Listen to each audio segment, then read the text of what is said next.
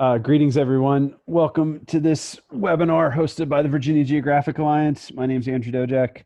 On this webinar, we have Chris Bunin, and we also have Georgianne Rybar from Virginia Geographic Alliance. Today, we're going to talk to you about different ways that you can teach the Cold War using GIS.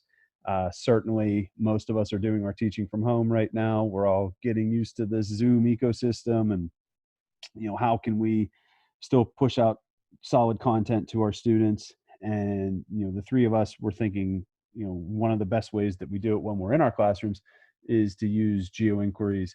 And so we basically thought, hey, what's a good way to share geo inquiries and use them in this virtual classroom that we all kind of find ourselves in now.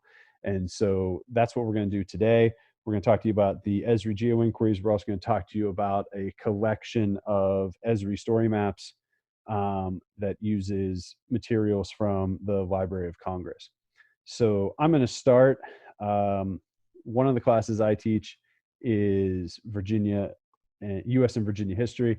And right about now, maybe in about a week or two, we're going to start talking about the Cold War. And so we settled on this as a subject for this webinar. And there's a great, if you haven't used them yet, Esri Geo Inquiry. This is the actual landing page. You can find a link to this. If you're catching this on YouTube, there's a link in the description.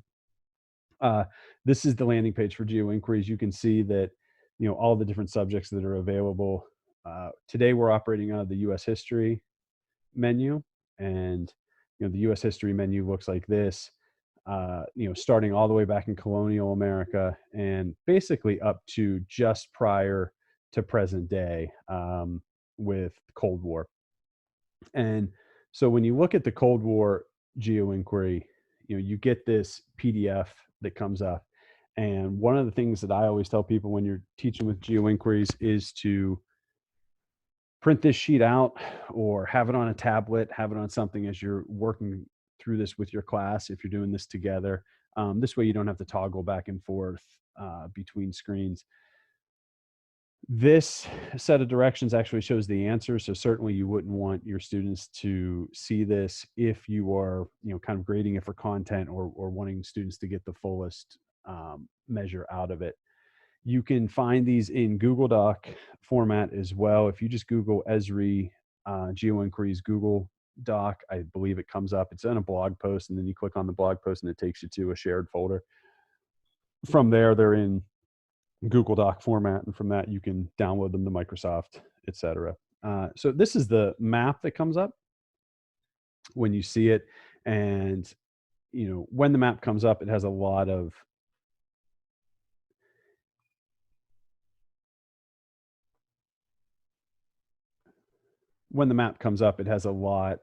different layers.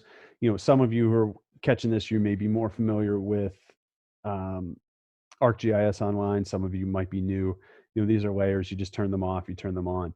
Now, one of the ways that I'm going to use this lesson with my students is I went ahead and put this entire Geo Inquiry into a Google Slides presentation. And there's a couple of reasons why I did that. I teach at a Google school. All of our students have Chromebooks and Google accounts. And this was my way of basically getting a bit more to the Geo Inquiry, being able to annotate it a bit more than what's already on here with map notes, giving students the ability to add additional pictures in if they want to as well. And you can kind of see, I just have, this is what's going to go out to my students, is just a really kind of generic looking Google Slides, hotspots in a Cold War here, basically, outlining the Geo Inquiry. And, I always try to prompt my students with some initial questions, and I take advantage of speaker notes at the bottom quite a bit to kind of convey instructions to the students. And you'll see that what I did was I took the instructions from the Geo Inquiry and I put them into the speaker notes. To me, it's just a good way to kind of clear up any questions that they might have. Also gives them you can put additional prompts in there as well. And so here's some just, basic questions I came up with on the Cold War. If, those of us who are teaching the Cold War, we may start, when we start that unit, we might ask kids, what's the Cold War? What's meant by cold? When and where did it begin, et cetera? Why was it called the Cold War? What's the difference between a cold and hot war, et cetera? ideally I would want the students to eventually go in and answer these questions, and I would want them to expound a lot more on those than just one word answers. The next slide is just, some terms for students to consider at the start. You can see down here in the comments, I put, here's some initial items to consider, or initial terms, excuse me, to consider. Feel free to add more as you work through the activity. And so if a term comes up, the students can kind of start creating that repository of vocabulary that's so important for them to have. Nothing right now has come from the Geo Inquiry, right? This is all about just kind of prompting their thoughts. When we get to the next slide, I linked out to the map and then just kind of gave them specific, or just kind of gave them explicit, directions. Directions for using the maps are found in the speaker's note at the bottom. And I want my students to add their answers to the questions on each slide. And if you're not familiar with Google, Google Classroom, I have the option in Google Classroom. Most of you probably are familiar with this, but to give each student their own copy of this slides presentation, and that way they can make their edits and then submit it back to me and I can see what they've done. And for those of you who are watching this on YouTube or are with us with the webinar now, when this video posts up to YouTube, I'll just put a share link for this in the description. You'll just have to go file, make a copy, and you'll have your own copy of it, and you can add in whatever you want. And so the first question on the Cold War Geo Inquiry, if you've used these before, it's broken down into ask, acquire, explore, analyze, and act. And, some of the initial questions, the initial question was, how was Germany monitored following World War II? And, this is the partition of Germany after the First World War. What I did was, and that partition came about at Yalta. So we have a slide that deals with, the Yalta conference. The first question on the map deals with Yalta. It's got the bookmark right here. And so what we're looking for students to get is, what were those 4 consequences of the Yalta conference, right? And there they are in the pop-up. And so what I would ask students to do is probably paraphrase these and put them back into that slide presentation, right? Here are the directions right here at the bottom. You can kind of see, click the show content, click the icon at Yalta. Additionally, be sure to identify the 3 men seated in the photo. It's probably important that they know who those guys are, right? The next question on the page says, and here are the directions. And as I said, I just simply put these in the speaker notes at the bottom. Which countries would control Germany? If you were to give your students this paper, clearly they have the answer right there. We don't necessarily want them to have that. We want them to work through the inquiry on the map. And so there's Germany, and they would click and they could see, who occupied each one of these different zones of Germany, right? And so that's basically the way I use this Geo Inquiry. I've done this with some other ones as well. To me, it makes it a bit more interactive for students. I'm not going to go through the entirety of this. Like I said, you can find a link to this in the description at the in the YouTube description, and you can go through it. If you make your own copy, you can add to it and do whatever you want to it. Additionally, throughout here, I took some screen grabs from the Geo Inquiry just to kind of help some of your, maybe your students who struggle a bit with technology to see, hey, this is what you should see on your Geo Inquiry screen when you get to this question. The nice thing about slides as well is you can also embed video with it. And so here's the Churchill's famous Iron Curtain speech. You want kids to hear about that, or you want kids to actually hear Churchill delivering that speech, you can embed it into that video. Those of you who are confident, comfortable, familiar with ArcGIS story maps, you could make a story map with these Geo Inquiries as well. You just save them. You save this map into your own account. You'd have to sign in. You'd have to have a free ArcGIS Online account. And then from there, you can use it to make your own story map. I thought about doing that as well. But what you lose with that is the ability for students to answer here on the slides program in real time. And so basically, I just kind of kept going through that, made it to the end of the Geo Inquiry. You get to the last question: how effective were the efforts to prevent the expansion of communism?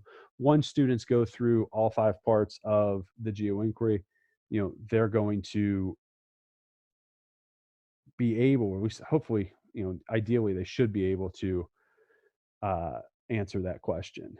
And then also, because it's a slide, you're kind of, one of my favorite authors, John le Carre, is, huge, writes all those Cold War spy novels.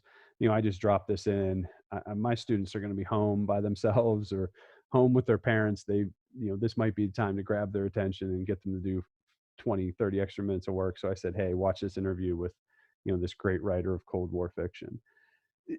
To me, and I don't know how other districts are doing it, we are supposed to give our students 2 hours of work per week. This might take a student an hour, but it's good. It's interactive. The only issue with this is we're dealing with, quarantine teaching basically, is if a student doesn't have access to the internet, obviously you'd have to find some other method of instruction to reach them. So that's kind of how I address certain geo inquiries, as we kind of look. I've used it as well for some of the other U.S. history ones where maybe I've had students go through and make their own story map with it. We did that with the Native American lands one. The Steel and the Bertha City one, I've made a Google slide and passed it out to them. So as we're sitting at home, as we're trying to reach our students, as we're still trying to utilize technologies, we're still trying to impart to students just how important geography is to the study of history. Please take advantage of these geo inquiries that are out there. They're free. You can get a free ArcGIS online account if you don't have one. Just keep all those things in mind. If you're uncertain as to how to do that, reach out to us via the email that you got this invitation to, or reach out to us in the comments. So that's kind of what we have in regards to geo inquiries.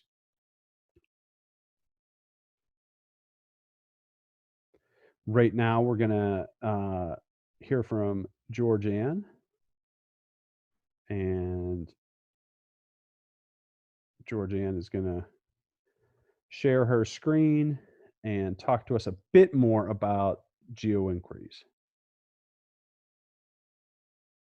Myself. There we go. Well, going to the next level are, as Andy mentioned a couple of times, story maps. Because everything is geographic. Everything happens somewhere. Everything happens at some time. So through Chris, we partnered with the Library of Congress, and their mission is to have kids interact and analyze with primary sources. Their main method of analysis has 3 parts, which sure sound awfully geographic. Observe, reflect, and question. Georgianne, can I interrupt? Yes. Are you sharing your screen? Oh, that would be too easy. That would be, as we said, yeah, I guess I could, maybe. We're all getting used to life through Zoom right now. If you're catching this in 2025, it'll probably seem like, oh my gosh, how did these people not understand how to use Zoom? But okay, let's see. 2020. Are you seeing something blue? We have it now. Well, I had it all the time. Oh. So that was the introduction, which really didn't have much to do with this page. So with the project with the Library of Congress, the idea is to integrate sources. And with the idea of placing primary sources, everything happens somewhere, is our teacher authors created some phenomenal projects that cross through time and integrate maps where something happened and maps that could also further inform the topic under consideration. And today is Cold War Day. And we just happen to have one of our primary source journals. And I have the link somewhere in the chat box, but I need to find the chat box again, so I'll put it up later. So 11 primary source story maps were created. And this is a brief overview of them: geography's impact, the American Expeditionary Forces, the Progressives, and Cold War conflict. So from this page, we created a website to host our materials. And the first page gives an overview. It talks to the students, and we hope that the students will perchance click on one of these by clicking on the I to launch the Story Map Journal. However, teachers need additional materials. So we have teaching resources. And each of the story maps comes with a short overview. And then I guess I should look at the Cold War one as we go slowly through them.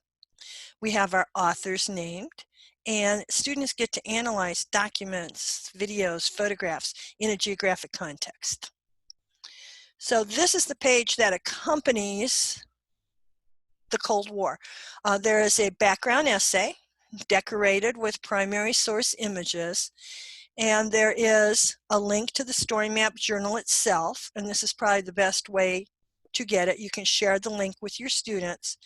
A student response guide, and the teacher materials that has the key to the student response guide and the lesson plan. And all of these are produced in 3 formats: PDF if you don't want to make any changes, Google Doc, and a Word.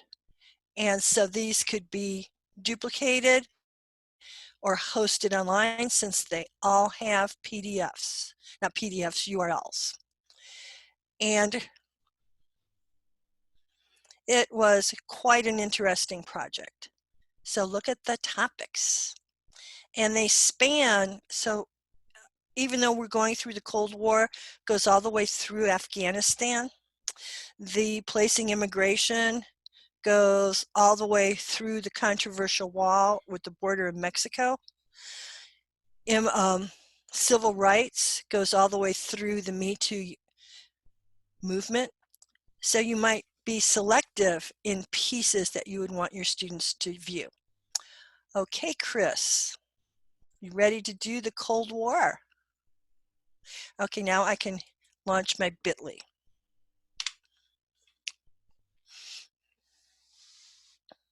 So the bit.ly's in the chat box.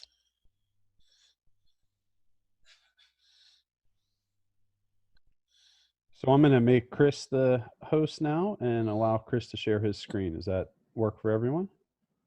Mm-hmm. Chris, you have hosting and screen sharing abilities. Okay, thanks. Yeah, just to kind of piggyback off of what Andy and Georgianne have shared about the placing primary sources collection, Geo Inquiry has really served as a stepping stone to the placing primary sources partnership between the Virginia Geographic Alliance and Library of Congress. As we started to work with the Geo Inquiries and teach them, people would provide comments on, wouldn't it be great if this was a story map, or wouldn't it be great, as Andy was saying, that you drop in these videos? So where Geo Inquiries are designed to be completed in 15 to 20 minutes, and then teachers may go on and build upon them, we partnered with Library of Congress to build upon them and to create the collection. A few things to note: Georgianne designed this fantastic website. Notice that there's a section for students, and then there's the section for teachers at the bottom, and that's where you can access the lesson in multiple formats. We realize that sometimes teachers follow scripts, but most often teachers don't have a script. We also encourage our teacher authors to build beyond the parameters of the topic you're teaching. You're going to be in here once, and when you're doing GIS work, the lion's share of the work is data creation and map creation.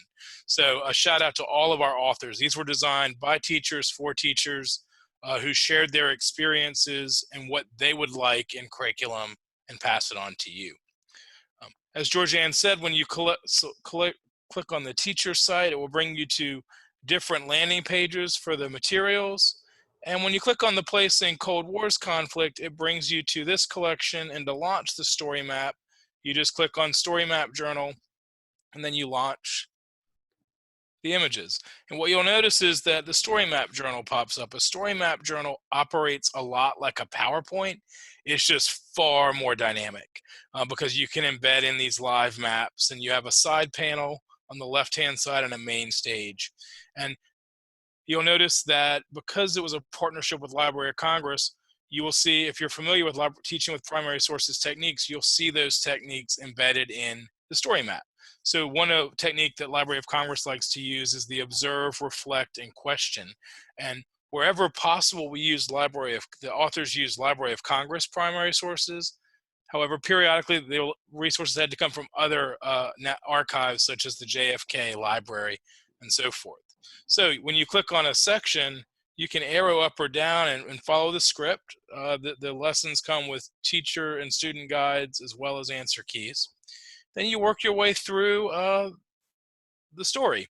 And this brings up the map layers that Andy was sharing with you in the Geo Inquiry. The nice thing is the Geo Inquiry maps and the layers were created under Creative Commons. So we were able to bring in some of the greatest hits from Esri's Geo Inquiries and incorporate them into the story map.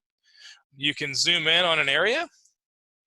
If we zoom in, you can have students look at what was the purpose of the Potsdam Conference, but also look at the map in different ways. It's another nice thing about Geo Inquiry or GIS maps. They're scalable on the fly. So we can look at how Germany was partitioned. Then we can also look specifically at how the capital of Berlin was partitioned, and to look at the fact that it is surrounded by the Soviet occupational area of Germany following World War II. And then we have some map notes dropped in here that students follow that through, and they can actually analyze the primary source to see a Library of Congress image from the Berlin airlift. And then you work your way to the next section, and it talks about, okay, let's look at the Iron Curtain, and asking you to look at, if you'd like, you could have the students watch, give me just a second. You can click here to see Winston Churchill's speech mentioning the Iron Curtain. So similar to what Andy was talking about with the Geo Inquiry, here we are. You can use this activity. I like to say GIS maps are like accordion maps. You can go ahead and play the entire song if you want. You can have it stretched out, and this could take you a few days. When I've used this in my world history and US history classes, it takes up the bulk of the learning for the Cold War. Other times, though, if snow days have piled up and I don't have as much time, I might pick a piece of this story map and have students work with it. So definitely feel free to modify how you use these in your classroom. Then we look at other conflicts and another primary source, this one having students to analyze the Truman Doctrine, the role of the Marshall Plan, and analyzing this political cartoon here. Then we look at the establishment of NATO and the Warsaw Pact, and having them look at different hotspots of the Cold War. You'll see that also in here there's an embedded description of NATO, and really at this point, hopefully you're noticing that the teachers that created these really became geohistorians. They mined the archives, they married up the right GIS layers, conducted historical research. Georgianne served as the master GIS Jedi for the project, where she was the main cartographer to make these maps interact the way they were. So it was a real team effort, but it was really taking the talents and the tools and the skills of many folks. But at the heart of it were teachers being the historian and the curriculum author. One of the pieces that I like the most in this story map is to work our way down to it's America Intervention. Let me get to that one.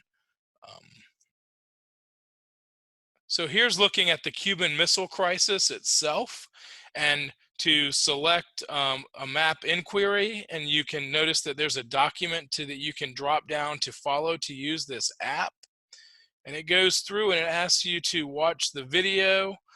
It shows you different images of the famous images that the aerial images of the Cuban Missile sites.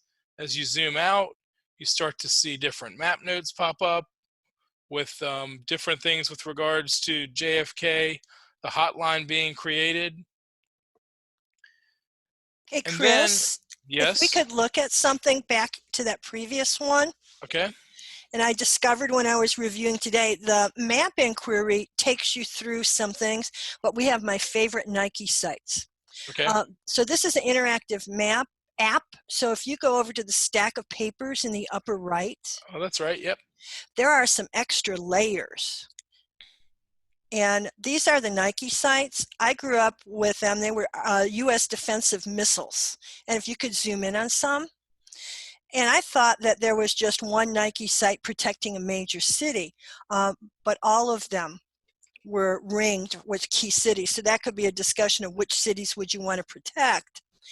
And then there also is the idea of, oh, did we have missiles pointed at Russia?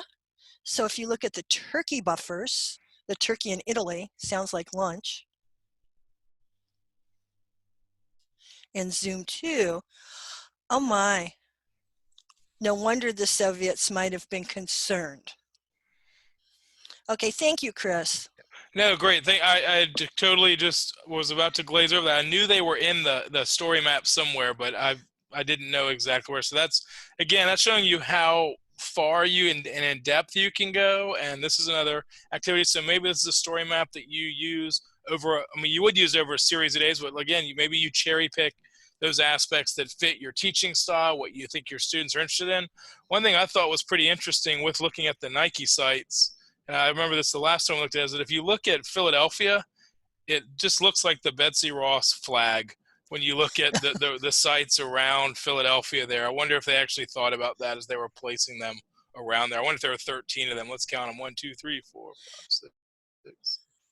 There might be. We need to move on because I could digress. And that okay, would be and the other thing to remind you, today I made the map inquiry a color. So you say, oh, that's where the Nike sites are hiding. Okay, Chris.